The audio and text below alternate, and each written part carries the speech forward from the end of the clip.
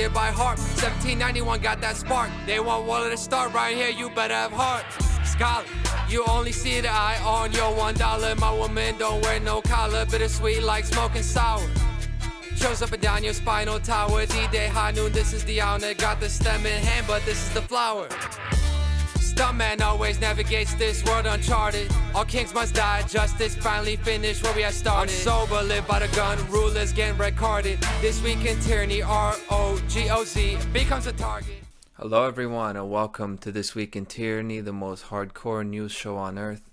I am your host Conrad Rogas, welcoming you to episode 61 of This Week in Tyranny. This is February 3rd, 2024.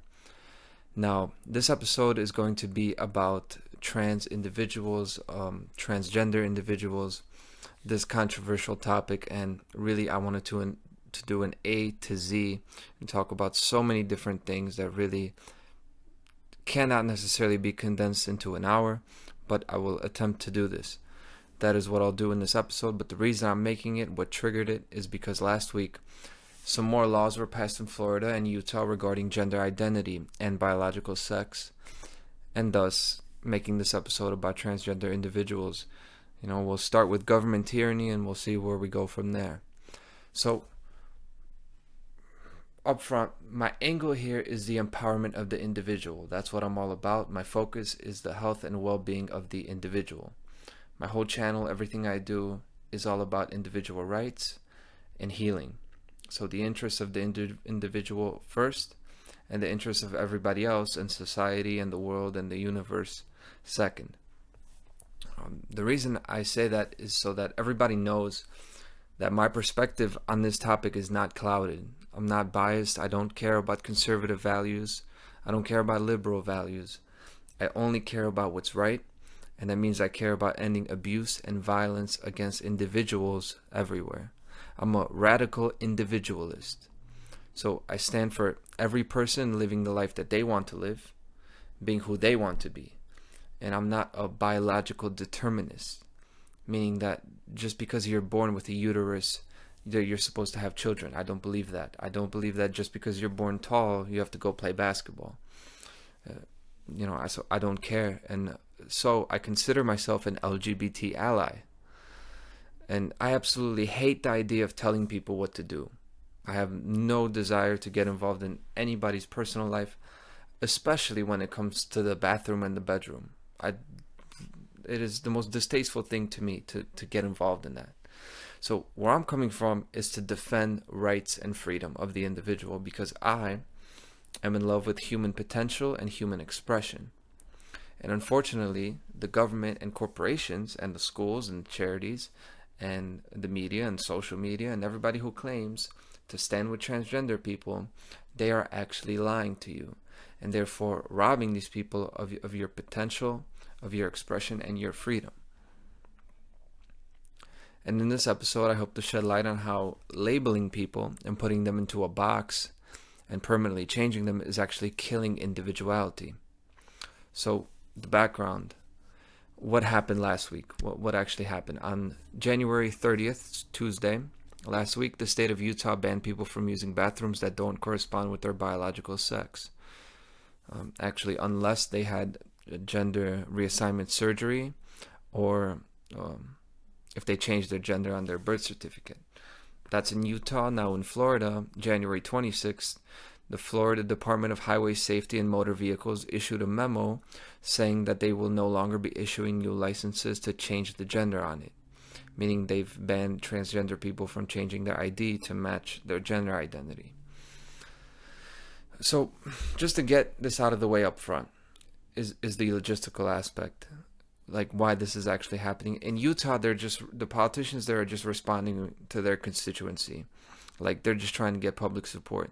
Because Utah is a historically conservative state. They voted Republican on the last 14 elections in a row. That's all it's for. There's no deeper purpose. And in Florida, same thing. They're just doing this because there are too many licenses. They just can't deal with all the license changing. And trans individuals should see with this that while governments claim to support you now in general, when it comes when it comes to surveillance and identification, they're going to become ice cold and as patriarchal as you can imagine. And I'm talking about all governments. And yes, we're talking about Florida here, the conservative one. But even any liberal government, it's quite apparent that they're going to shut down the rhetoric that they themselves are feeding you when it comes to collecting your data and your money. That'll become quite clear when the time comes. Now, as a parent, any parent wants their child to grow up healthy, right? To find their place in the world, to build a family and a home, and have children of their own. All parents want that. And what's happening here is that governments throughout the world are starting to, as it gets more polarized, draw the lines clearly on whether they are pro-parent or pro-child. Right? The conservative states are pro-parent while the liberal states are pro-child. But this is a bullshit false split, because the life interests of the parent are not opposite to the life interests of the child. That should be clear. And any big decisions, they're the same. They should be the same. It's just like the proletariat and the bourgeoisie. It's communist rhetoric. That dialectic actually ensures that the oppressed side will win. Whoever is supposed to be the oppressed side is going to win by virtue of the way it's framed.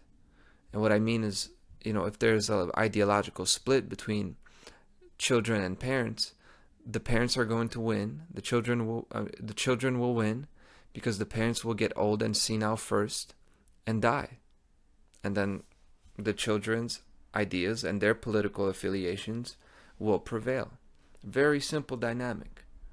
And this is why the liberals are going to win in the long term. And this is why I don't believe in supporting any conservative governments, because it buys into the false split where the truth lies outside of politics. And this concept that I just talked about, I call regionalization. It's the polarization of states into regions, and you're going to have conservative regions that are going to be like almost a country unto itself, and liberal regions that are like a country unto itself. And all this does is create the perception that government is against these people. For everybody outside of Florida and Utah, where most of the population is, they're in the cities, they're in the liberal cities and states, they look at this and just say, look, the governments are against us now. And the real problem doesn't lie in what bathrooms someone uses or what their driver's license says. This is not where the issue is. The issue is in the realm of ideas. And the idea that these DeSantis laws are implanting is that what the Florida government represents is what the old people represent. They represent old ideas, ignorance, they represent hypocrisy, they represent the old status quo. That's the idea. And that the California governments, the liberal governments, are representing what the young, the understanding and compassionate people, what they represent and stand for. And that's the trick. That's the trick in the split. And the children are the key here. It doesn't matter what the parent, this generation really thinks in the long term, unless they can pass their ideas on to the children. Because the children are going to take this over, and the adults of tomorrow are going to be who directs this country and the whole world. And the thing is that the young people are always going to stand up for the oppressed. They're going to stand up for those who don't have a voice, for those who are marginalized. Because that's the circumstance of a child in this world, struggling against the authority of the parents and other adults, the schools. And often the children are right and the adults are wrong. That happens all the time. And even if they are wrong, even if children are wrong, they're trying their best and they're feeling a sense of injustice and they're trying to make it right. They're trying to make things right. And this is the predicament of all children and youth. And this is why you have youthful rebellion and idealism. Actually, the problem is with the world is that they actually haven't carried their youthful rebellion into adulthood and married it to wisdom and experience. These are supposed to be married. Your youthful spirit, your sense of life is supposed to be married with your wisdom, your knowledge, your experience, and all of this. And that's exactly what I represent, what I'm trying to do in these shows. I just turned 28 yesterday. See, I'm young, but I'm not that young, you know?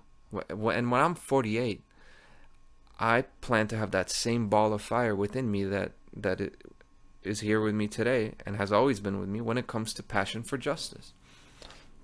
But what's happening to you guys, what happens to you guys listening to this, you guys with children and grandchildren, you are losing the rhetoric battle to the social engineers.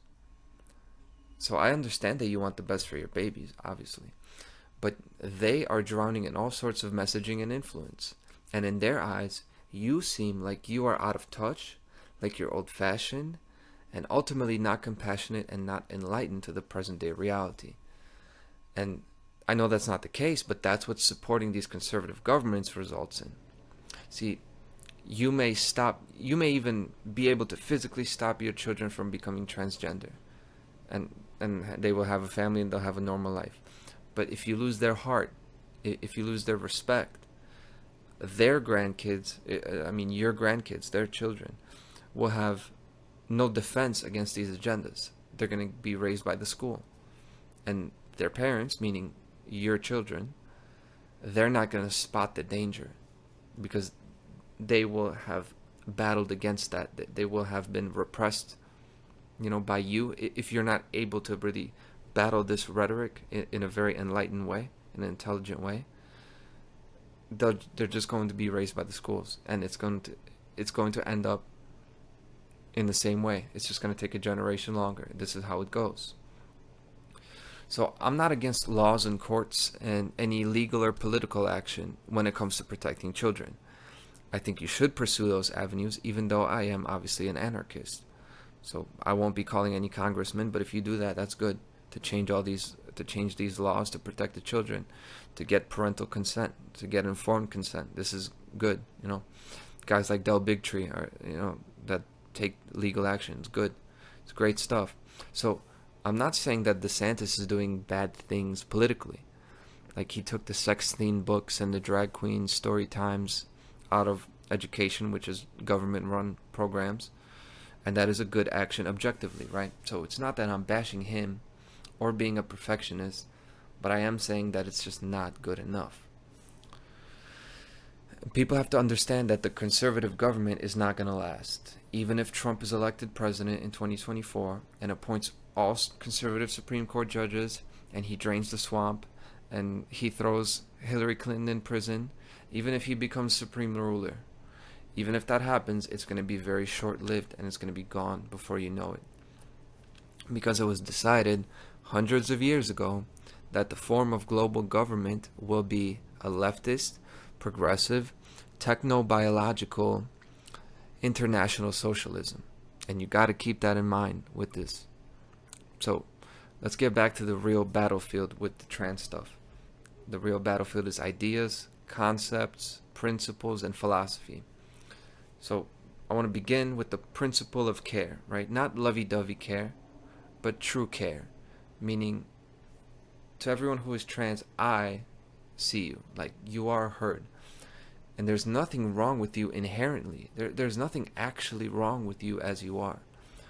But I know that the idea that you feel wrong in your body, that's very real. I recognize that to be very real. And unlike many people, I don't think it's a delusion. I don't. But it has to be understood that this is only in the context of a relation to others. Meaning that if you were on a deserted island with no access to other human beings, you would not feel wrong in your body, because nature does not form us with original sin. We would be perfectly fine. You wouldn't be disturbed by your breasts or other physical features, because there would be no one to compare it to.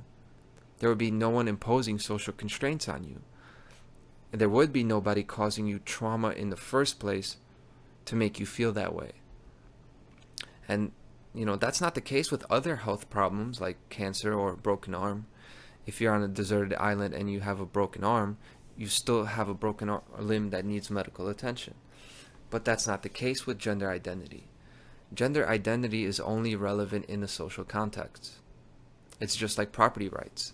Because if there are no other human beings around, there is no concept of property. because everything you would touch would be your property. There would be no one to take it away or infringe on it. So it's only in a social context that rights exist, yet that doesn't make it any less real. Rights are very real, but it is in a social context. And that's the idea at the core of the topic of transgender people, is that it's a social problem and not a biological one. And many people will point out that it's a psychological problem and not a biological one.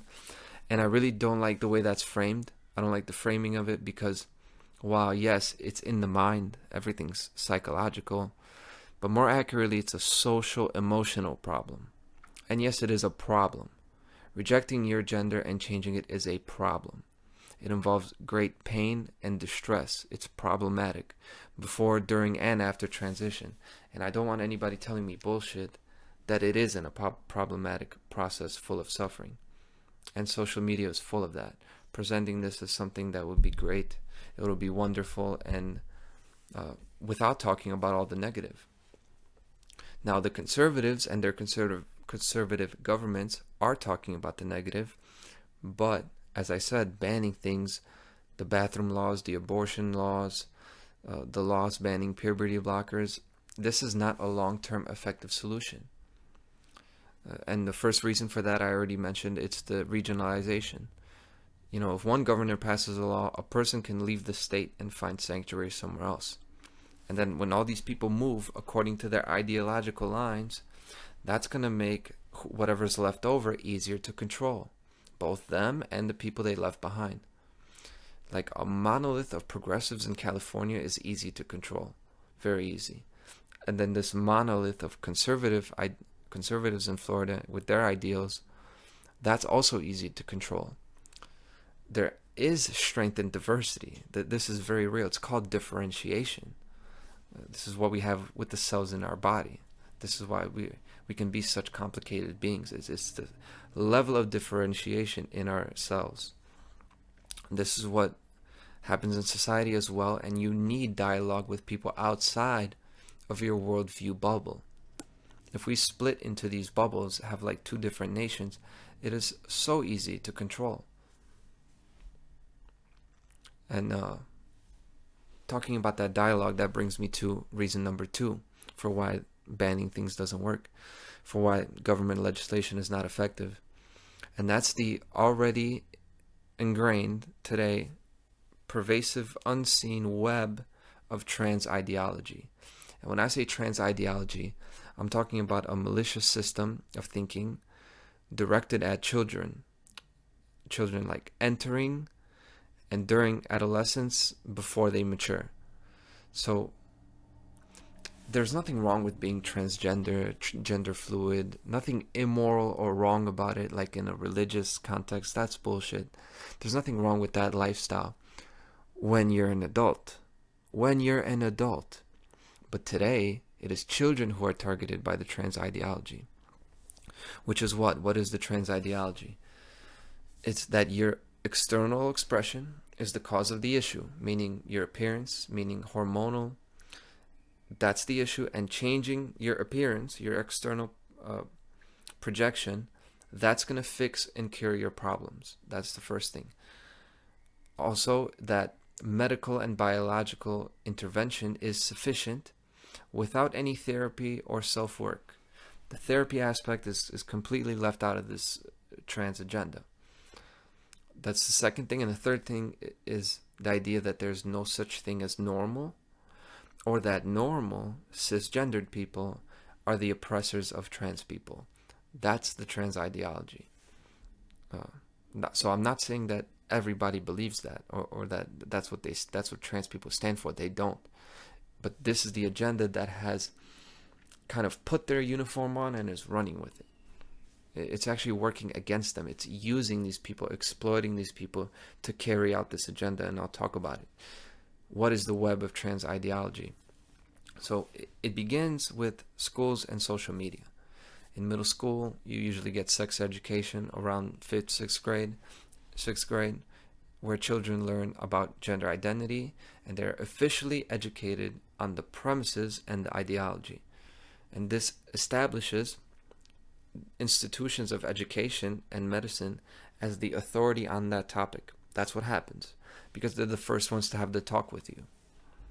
Yeah. In my home state, Illinois, Governor Pritzker signed a bill into law on August 20th, 2021, 2.5 years ago, signed a law that makes sex education mandatory in schools, not middle school, but from kindergarten to 12th grade.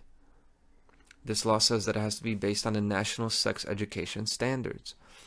And those sex education standards say that by 2nd grade, students should be able to define gender, gender identity, and gender role stereotypes by 2nd grade. And by 5th grade, they should be able to explain that gender expression and gender identity exist along a spectrum. And the thing about a spectrum is that in any spectrum, there are no objective delineations that could be made between categories. Like looking at a color that's maroon or a shade of red, at what point can you say that it is red and it isn't? There is none. And if there are no objective standards, then it becomes an emotional argument. And one side of this argument will be on the side of your emotions, and one will be against it. That's what you get when you put gender on a spectrum. And that's what we have today. We have a war for the hearts of these kids, right? Who's going to be with them emotionally? Who's going to get the heart on their side? And the institutions are winning the war against the parents. That's what's going on. So from these schools, the schools and the school's therapists are going to refer you to doctors, psychologists, and therapists who will refer you to gender care specialists. Specialists who by nature of their specialization are adherents of that ideology. The gender care specialists all believe that medical intervention is the long-term solution for trans people. And Child Protective Services will be sent to your house if those gender care specialists determine that you are obstructing the medical care for your children. And that has happened. So government and police are on this web too now. And then you have the associations and professional unions, the pediatric associations, American Psychiatric, all those associations and so on. They all support that, the medical pathway. They all proclaim this ideology, and they all stand in accordance with gender affirmation. And with all these associations and foundations, money is the key to swaying them. And you have then corporate interests and philanthropists donating huge amounts of money for transgender advocacy groups. And people who have worked in gender clinics have pointed out how these charities are so involved in supporting the clinics. Where is this money coming from? You have to ask yourself. The whole trans thing seems to be so connected with environmentalism and anti-capitalist oppression, but somehow they have all this money. Where is all the money coming from?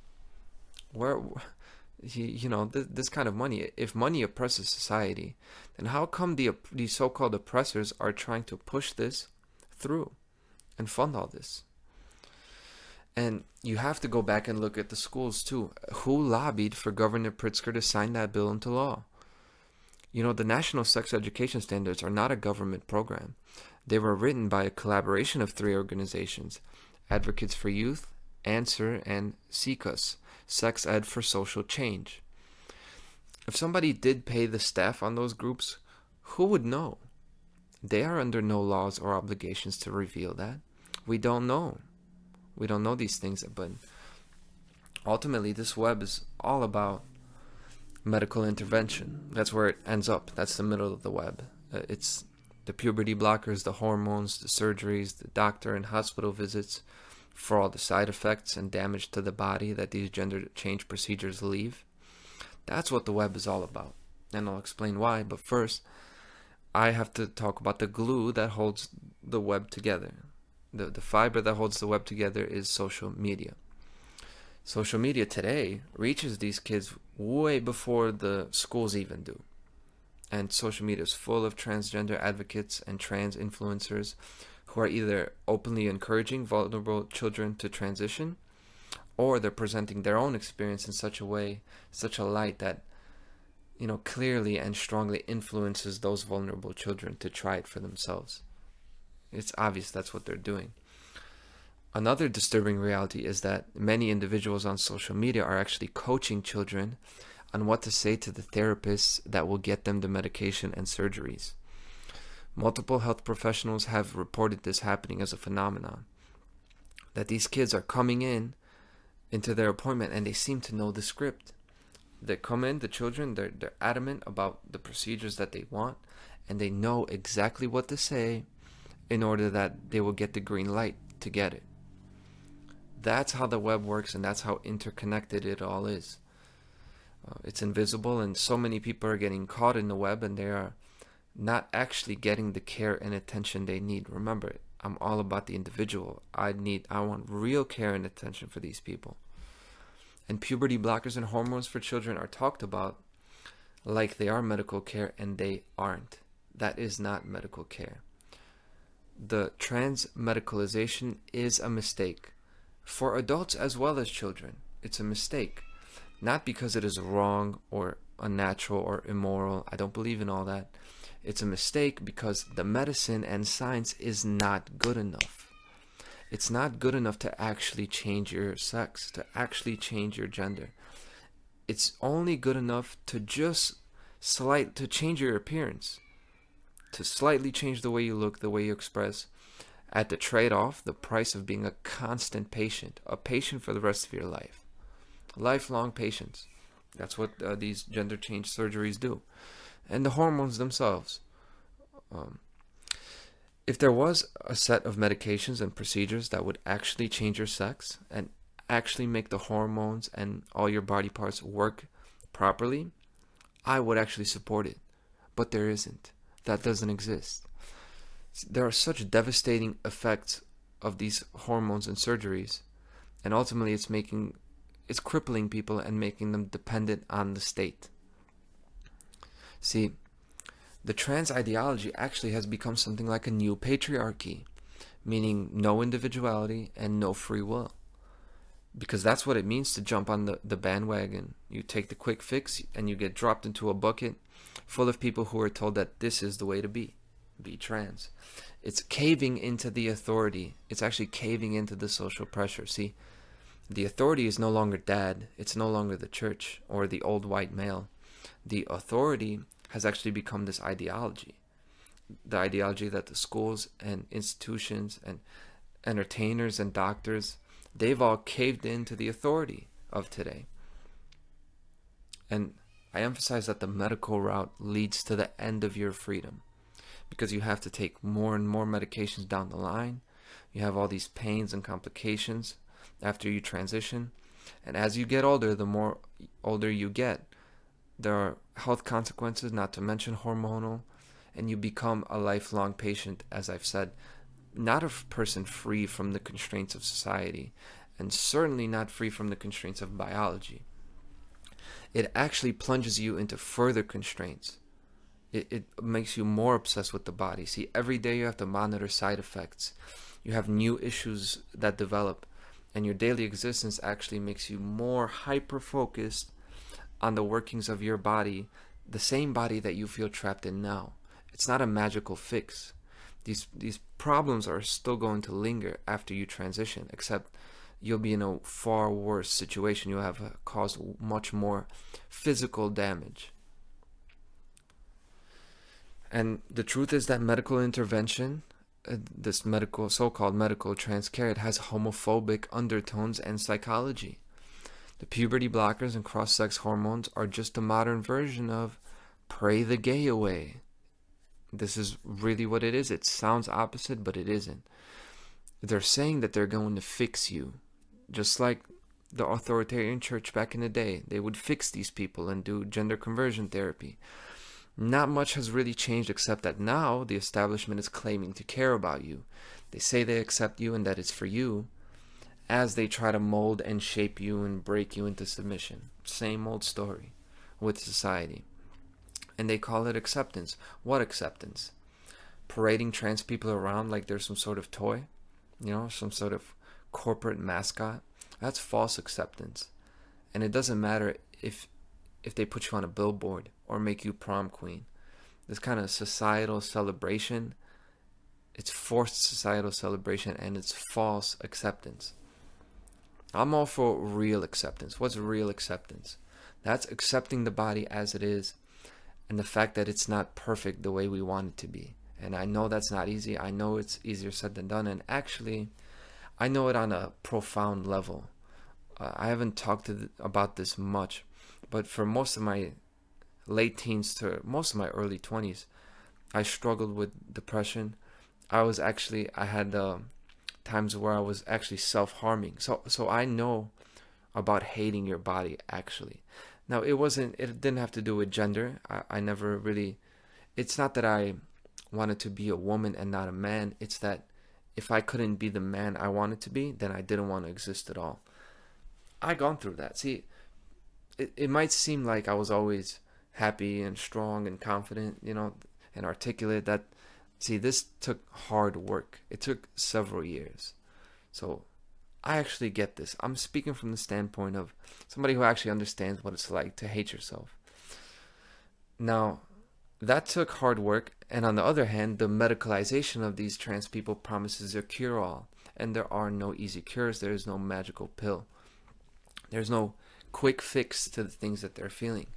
And there are so many stories of trans people who have discovered this dynamic. They're already discovering, like people who are 21, 22. Remember, most of them are people who have transitioned and are transgender. Most of them, they're like 18 to 23 now. These are children who have been dealing with trauma most of their life, and they're just trying to survive and make a life for themselves. And they're expected to, they have to figure out this whole ideology and just try to exist within it. Like, people don't realize how heavy of a burden this is, and that there is no roadmap here. That's what I'm trying to put in this episode, is a roadmap so people can clearly see what's happening here. And the key, the main thing to take away from it is that there is trauma here. With all trans individuals, there is trauma.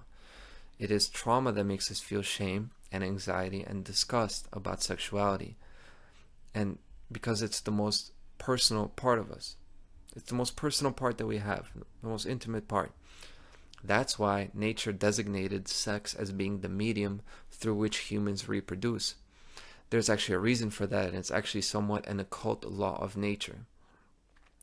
For a human being to create, to bring into a life that wasn't there before, create a life out of themselves, that human being must be secure. They must feel love and they must feel joy. Without that feeling of love and joy, with feelings of shame and guilt, it's almost impossible to even have sex. And there's a reason for that. The reason for that being a part of nature is so that children don't come into the world being brought up by parents who they themselves have not reached a level of self-acceptance by working through their trauma. It's a natural system of order. Like the way that it's impossible for you to swallow and breathe at the same time. It's a mechanism like that. Because if you did, then you could choke on your own saliva. That's why sex is so sensitive. The reason why these people feel so wrong in their bodies is because of the profound trauma that they have experienced. On top of the social pressure, on top of biological factors that could be causing them to be feeling this way, which I'll get into just a bit at the end of the episode. Now, this doesn't mean that I'm saying that every trans person could revert and have children. No, I'm not saying that. I don't think so, nor do I care about that. I'm just saying that every trans person should face their trauma. Every person should face their trauma so they could finally win. So they could finally defeat their abusers and those who traumatize them, or the society that traumatized them. I want the individual to conquer their societal oppression, conquer the societal repression. And this is done by accepting the body that you were born into, working through the experiences, and realizing that the only person who you actually have to please in the world is yourself. So I'm talking about a big, healthy dose of self-love. And self-love actually starts out pretty harsh. It starts out by looking in the mirror and looking at everything you don't like about yourself, including your physical body. You look at that and you say, okay, this is the card that I was dealt. And you look inside yourself And when you look inside yourself, this is where you really ask, where you try to actually change, and you ask, what am I doing every day that I don't like? What don't I like about myself? What can I do? What options do I have to like myself more? What personal choices are available for me to make so that I don't hate myself? That's the real change here. And where are all the psychologists and therapists saying this? They're nowhere to be found because they have bought the agenda. And they're also nowhere to be found when it comes to discussing the links between transgender people and autism and OCD. And this is what I alluded to earlier. These things as being big factors that they won't talk about. Obsessive compulsive disorder actually lies at the root of many of these trans kids. You know, like autism, OCD has been rapidly increasing lately as smartphone and social media use has also increased.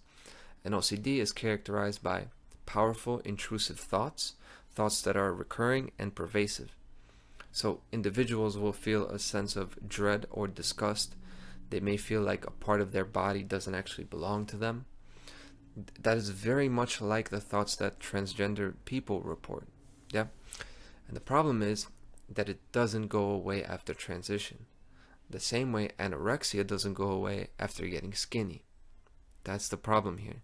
After all these medical procedures, the person is still dealing with untreated, intrusive, and compulsive thoughts, obsessive thoughts about one's own body. This is true. People are coming out reporting, talking about their OCD.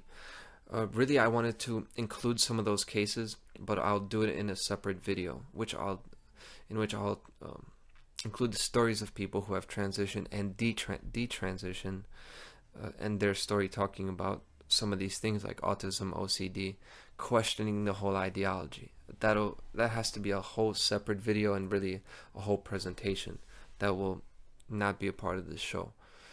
So OCD is one, and there's also a well-known link about being transgender and being on the autism spectrum. And autism is also characterized as disrupting social interactions, very much like trans people don't have healthy social relationships, that as well as environmental sensitivity and an aversion to certain senses or textures. And clearly that is problematic, especially during puberty, while everything is changing in your teenage years. Obviously, that's going to intensify. And aversion to change is another thing that autistic kids struggle with very much. So while everything is changing, this is presented as a cure, where really they're being overwhelmed by environmental stimuli. That's one of these things. That's another one of them. So are we supposed to pretend that this doesn't have an effect when you have their links to OCD and autism? Clearly it has an effect. And instead of therapy, these kids are given irreversible medical butchery. Yeah, and to me, this is denial of treatment. This is denial of healthcare. Where is the therapy? Why are the underlying issues not being addressed in a significant way in therapy? Why are the circumstances, like in their traumatic environments, like divorcing parents, that a lot of trans kids happen to come out of, why is that not allowed to subside before undergoing these irreversible procedures? And I'm not just asking questions, there are answers to these questions, and everyone avoids this answer. I'm not going to avoid this answer. The answer to all these questions, and the question of why are they doing this, why push the trans ideology, the answer is to get rid of the social outcasts. That's the plan. That's the big plan here. The kids who are becoming trans are not the kids who will grow up to be a cog in the system. They're not the kind who are just going to shut up about the world, shut up about injustice, and just be happy, and just find a job, find a partner, live a humble life together, and have a family, and not be a problem to the system. These kids, these trans kids, they are the kind of kids that have the potential to grow up and be like me. See, somebody who was a social outcast, worked through my trauma, grew to love myself, and now I'm going back to empower others and to bring down the tyranny and the injustice that held people like me down. That's the whole game here. You see, the psychological, religious, and financial interests behind the institutions of the world, the interests that lie behind those institutions, like governments and schools and these foundations. Those people, their psychological, religious, and financial interests and ideologies and cults, they want people like that dead. They want to get rid of the social outcasts. So, trans ideology ultimately is about sterilization, depopulation, and eugenics of social outcasts. That's the truth. And Planned Parenthood is today the largest seller of puberty blockers and cross-sex hormones, right? And Planned Parenthood is historically rooted in eugenics. You could read about that. Its founder, Margaret Sanger, believed in eugenics, which at the time meant to sterilize the minorities, the blacks, the immigrants, to discourage them from having children. They said that, not me. They're batshit crazy to me. But that's the root of Planned Parenthood. Planned Parenthood today disavows, of course, her beliefs in eugenics, right? Yet today they're engaged in exactly the same thing, exactly the same behaviors. And everyone talks about affirmation, not realizing they're affirming sterilization. And I'll end this show by talking about affirmation. Because most people avoid the transgender topic because the current social climate is that the proper response to transgender individuals is with affirmation, meaning you agree, yes, you are this gender, and yes, it is right what you're doing. And I personally practice affirmation with most people in my life, personally. When a boy loves cats and he tells me he's a cat, I tell him, yes, you are. You're an awesome cat. They're kids. Okay? So I affirm everyone in their name. Their name. I will never call someone something that they don't want me to call them, if I respect them. If I don't, fuck them. I wouldn't call their name in the first place, but if I did, and they don't like what I call them, we can fight. That's me. I don't care. But I call people what they want. I don't care what their parents named them. I don't care what they were baptized as. I don't care about what's on their ID. Because I don't recognize those authorities as being above the individual. Because they're not. As for pronouns, they're not linguistically significant to me. They're only a reference to the name. They're a reference point to the actual given name, which I already said I affirm. And ultimately, I think whether or not you use the pronouns they, them, it's a specific decision to be made based on the amount of respect you have for the person.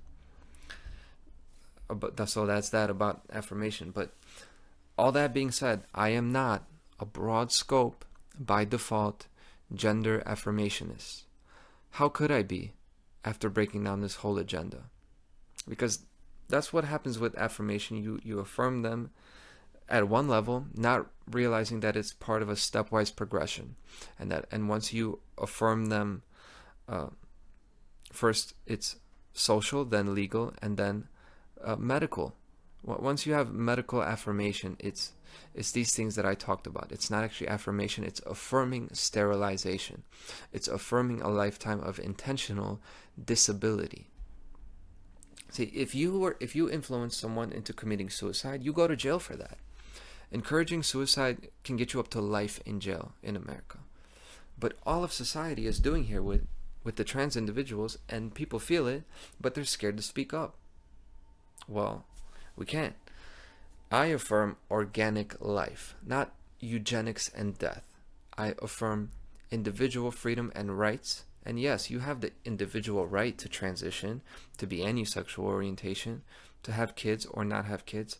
And you even have the right to live or die today, if this is your choice.